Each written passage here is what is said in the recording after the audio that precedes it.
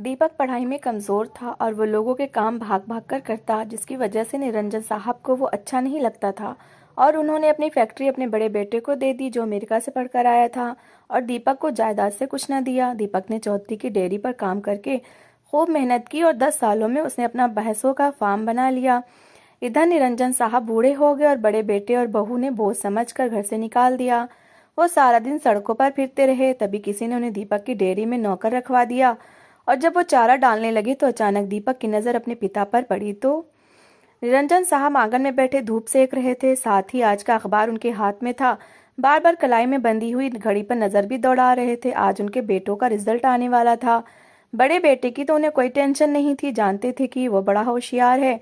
इस बार भी कोई ना कोई पोजीशन लेकर ही आएगा। मगर फिक्र थी तो छोटे बेटे की, ना जाने वो क्या कांड करके आज घर आने वाला था।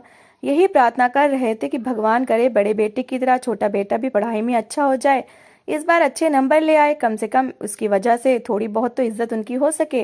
वो अभी इन्हीं सोचों में गुम थे कि जब दरवाजा खुला तो निरंजन साहब की नजर दरवाजे की तरफ गई थी, जहां पर उनके दोनों बेटे घर के अंदर आ रहे थे। बड़ा बेटा भाग कर आया और आकर अपने पिता से लिपट गया। खुशी से हाथ में ली हुई ट्रॉफी अपने पिता की तरफ बढ़ाई और कहने लगा कि पिताजी, मैं 8वीं क्लास में फर्स्ट आया हूँ। ये देखकर निरंजन साहब बहुत खुश हुए थे।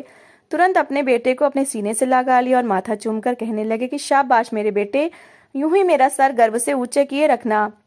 आज निरंजन साहब बच्चों के साथ उनके स्कूल नहीं गए थे, क्योंकि स्कूल जाकर कई बार उन्हें शर्मिंदगी का सामना करना पड़ा था।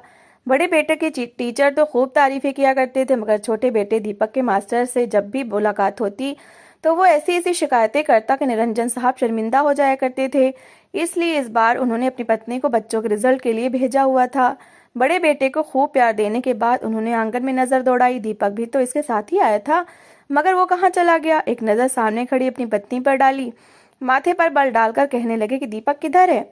उसने अपना रिजल्ट नहीं दिखाया। इतना कहना था कि दीपक अपनी माँ के पीछे से निकलकर सामने आया और झिझकता हुआ आगे बढ़ा और कहने लगा, जी पिताजी, ये रहा मेरा रिजल्ट।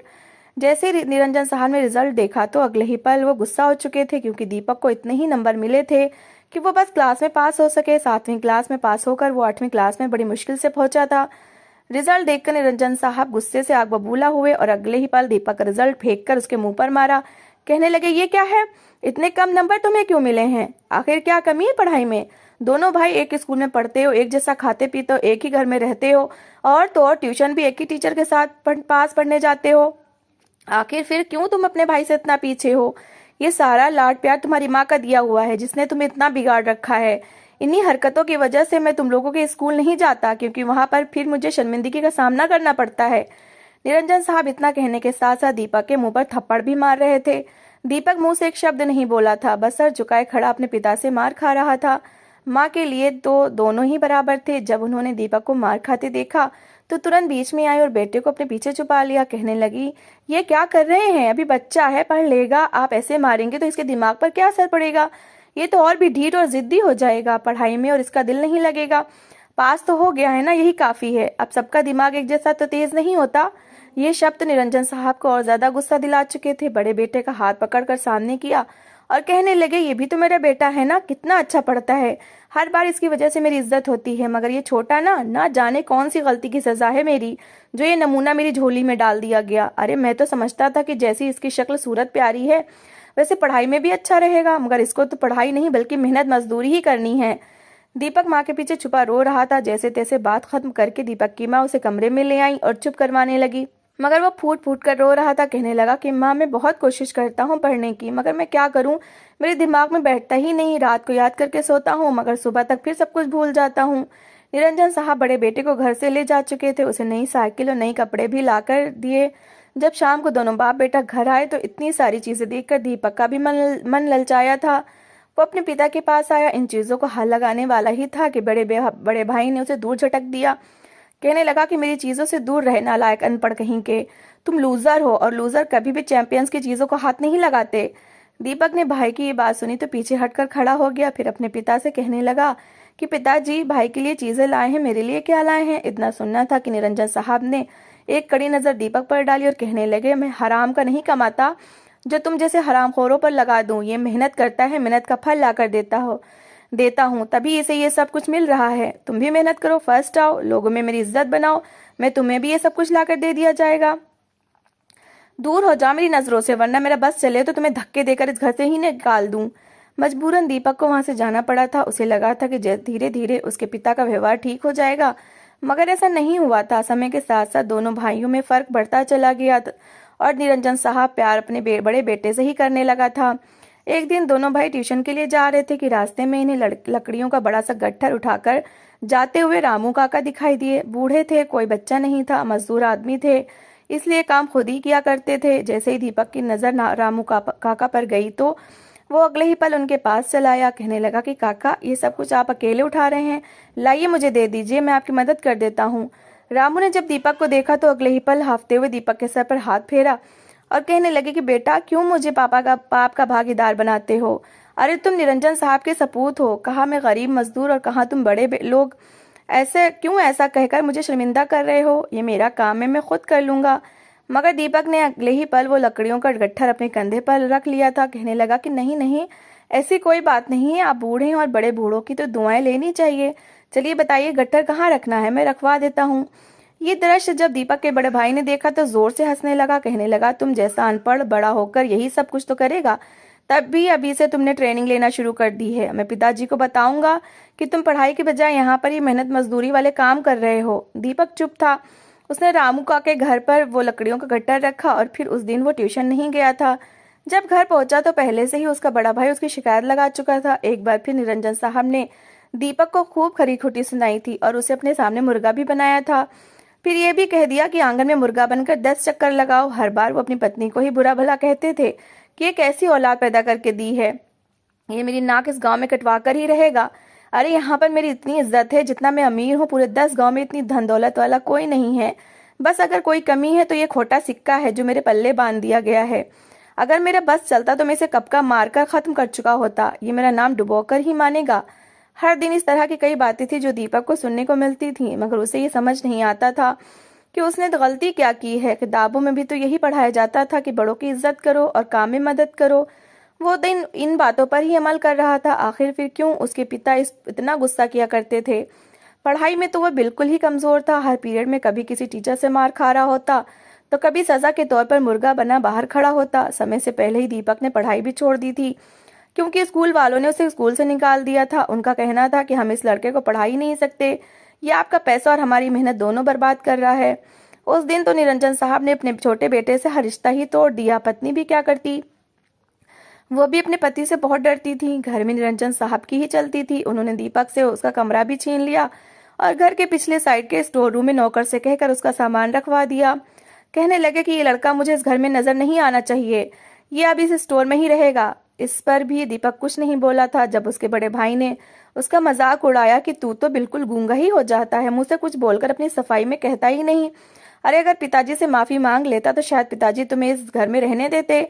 मगर अगले ही पल दीपक ने सर झुकाकर कहा कि नहीं, किताबों में यही पढ़ाया गया है कि माँ बाप जो भी कहें आगे से उफ भी नहीं मत करो, बल्कि उनकी हर बात पर सर झुकाकर मानो। मैं कौन होता हूँ पिताजी के सामने बोलकर कुछ कहने वाला? वो जो मर्जी मेरे साथ करें, मैं उनका बेटा हूँ। ये बात सुनकर भी उसके भाई ने उसका मजाक ही उड़ाया था।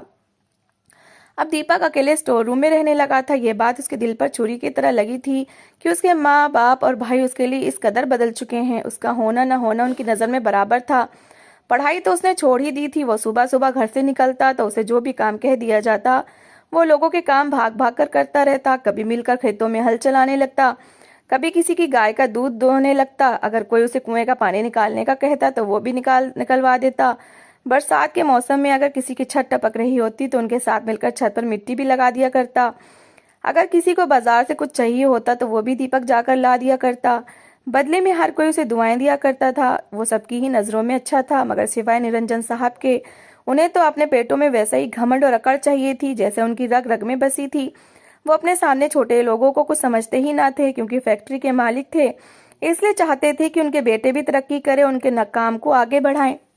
धीरे धीरे ऐसे ही समय गुजरता रहा। बड़ा बेटा तो पढ़ लिख कर उनके कारोबार को संभालने लगा था, मगर निरंजन साहब को तो ये भूल ही चुके थे कि उनका कोई दूसरा बेटा भी है। बड़ा बेटा अमेरिका से पढ़ाई पूरी करके आ चुका था तो पूरे गांव को दावत दी गई थी, गरीबों में खाना बांटा गया था। दीपक को जब ये बात पता चली तो वो भी तैयार होकर घर में आया था। वहां पर सारे बड़े अमीर परिवार से लोग आए हुए थे। निरंजन साहब का रहन सहन गांव में था, मगर पैसों की रेल पेल थी, उठना बैठना अमीर लोगों में था।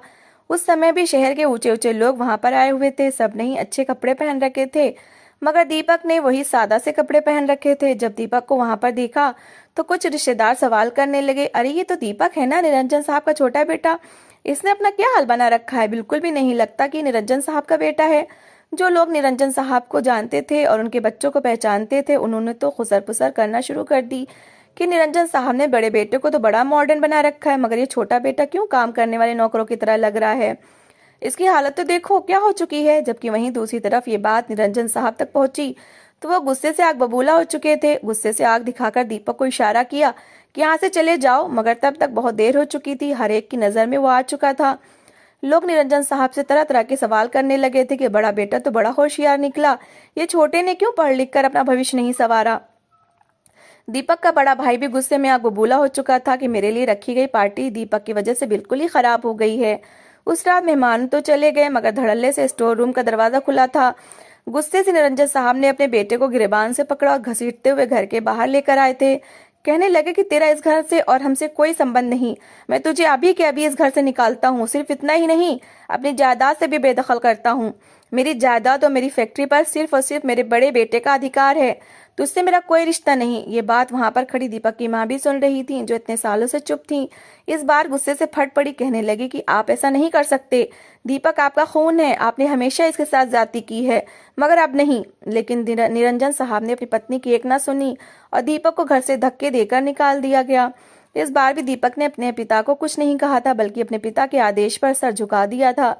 जब तक बेटा स्टोर रूम में रहता था तब तक तो माँ रोजाना बेटे के पास जाया करती, उसके लिए आवाज नहीं उठा सकती थी, मगर खाने पीने को दे दिया करती थी। अब जब बेटा चला गया और निरंजन साहब ने भी उससे संबंध रखने पर तलाक की धमकी दे दी, तो ये सदमा दीपक की माँ बर्दाश्त न कर सकी। एक रात ऐसी सोई कि सुबह उठ ही ना सकी। माँ के मरने पर भी दीपक को घर में दाखिल नहीं होने दिया गया था। वो अर्थी के साथ साथ ही चल रहा था और अपनी माँ को चिता पर लेटते हुए देख रहा था। दुनिया में वो बिल्कुल अकेला पड़ चुका था। उसे लग रहा था कि उसके माँ बाप ने उसे छोड़ दिया है तो वो कहीं का नहीं रहेगा, उसकी अपनी तो कोई जिंदगी ही नहीं है। 2 दिन तक अपने घर के बाहर बैठा रहा। आसपास के लोगों ने जब दीपक को इस हालत में देखा तो उसे सवाल करने लगे। आखिर हर गरीब गांव वाले का सहारा जो दीपक बना हुआ था, वो उसे अपने साथ अपने घर ले गए। दीपक से सवाल करने लगे। दीपक ने जब बताया कि मेरा कोई घर नहीं है, ना ही जेब में फूटी कौड़ी है, तो हर कोई उसके साथ खड़ा था। कहने लगे कि जब तक हम मौजूद हैं तुम खुद को बेसहारा मत कहना। गांव के ही एक आदमी ने उसे अपने घर में जगह दे दी। 3 वक्त खाना खाया करता। धीरे धीरे उसकी जिंदगी रूटीन पर लौटने लगी। दीपक पहले तो लोगों के छोटे मोटे काम करता था, मगर उसे अब नौकरी की भी जरूरत थी, क्योंकि वो ये मुफ्त खाने का आदी नहीं था। गांव के बाहर चौधरी की अपनी डेयरी थी, जहां पर उसके कई नौकर थे। वहां पर एक काम करने वाले की जरूरत थी। दीपक चौधरी की डेयरी पर गया तो चौधरी एक पल को हैरान हुआ था। कहने लगा, इतनी बड़ी फैक्ट्री का मालिक मेरी डेयरी पर क्या कर रहा है। ये सुनकर दीपक मुस्कुराया। कहने लगा कि नहीं, मैं किसी अमीर बाप की औलाद नहीं हूँ, ना ही मेरा अब उस घर से कोई संबंध है। मैं आपकी डेयरी पर नौकरी करना चाहता हूँ। चौधरी थोड़ा परेशान हुआ। वो थोड़ा हैरान भी था कि इतने अमीर बाप का बेटा उसकी डेयरी पर काम करने के लिए आया है। उसने दीपक की पूरी कहानी सुनी और फिर कहने लगा कि ठीक है, अगर तुम मेहनत से जिंदगी गुजारना चाहते हो तो आज से ये डेयरी तुम ही संभालोगे। धीरे धीरे चौधरी का सारा काम दीपक संभालने लगा था। भले ही वो ज्यादा पढ़ा लिखा ना था, मगर फिर भी लिखी हुई चीज पढ़ना और हिसाब किताब करना वो जानता था। धीरे धीरे यूं ही वक्त गुजरने लगा। वहीं दूसरी तरफ निरंजन साहब का बड़ा बेटा फैक्ट्री संभालने लगा। वो भी बहुत तेज दिमाग का था। उसने अपनी फैक्ट्री से 2 और 4 फैक्ट्रियां बना ली थीं और दिन दोगुनी रात चौगुनी तरक्की कर रहा था। उसके पास किसी चीज की कोई कमी नहीं रही थी। निरंजन साहब ने अपने बेटे को यूं कामयाब होते देखा तो धीरे धीरे सब कुछ अपने बड़े बेटे को ही सौंप दिया। सब जगह ये ऐलान कर दिया कि मेरा सिर्फ एक ही बेटा है, दीपक से मेरा कोई संबंध नहीं रहा। बेटे की उम्र शादी को पहुंची तो निरंजन साहब ने बड़े बेटे की शादी एक अमीर और ऊंचे परिवार में करवा दी। बहू को घर लाए तो खुश थे कि घर में अब रौनक हो जाएगी, उन्हें अपने पोता पोती देखने को मिलेंगे। वक्त यूं ही आगे बढ़ने लगा, मगर पत्नी आने के बाद बेटा काफी बदल चुका था। अब वो कोई बात अपने बेटे से करने की कोशिश करते तो पत्नी फौरन उसे बुला लिया करती, पिता के खिलाफ उसके कान भरती कि ये सारी मेहनत और सारा कुछ तुम्हारा बनाया हुआ है, तुम अगर यहाँ पर मेहनत न करते तो सब कुछ बर्बाद हो जाता। निरंजन साहब को बड़े बेटे से बहुत प्यार था। एकदम से उसका उनसे दूर होना वो बर्दाश्त नहीं कर पाए थे। अक्सर अब बीमार भी रहने लगे थे। कुछ उम्र भी हो चुकी थी। बेटे से कुछ देर अपने पास बैठने को कहते तो बेटा व्यस्त होने का बहाना बना देता। इस घर में अब उनकी अहमियत किसी पुरानी चीज से ज्यादा न थी। अब तो उन्हें उम्र के साथ साथ कुछ बीमारियां भी लग चुकी थीं। पोते पोतियों को उठाते या उनके पास आने की कोशिश करते तो बहू बहुत शोर मचा देती। बेटे को भी अब अच्छा नहीं लगता था कि बीमार पिता उसके बच्चों को जरा हाथ भी लगाए।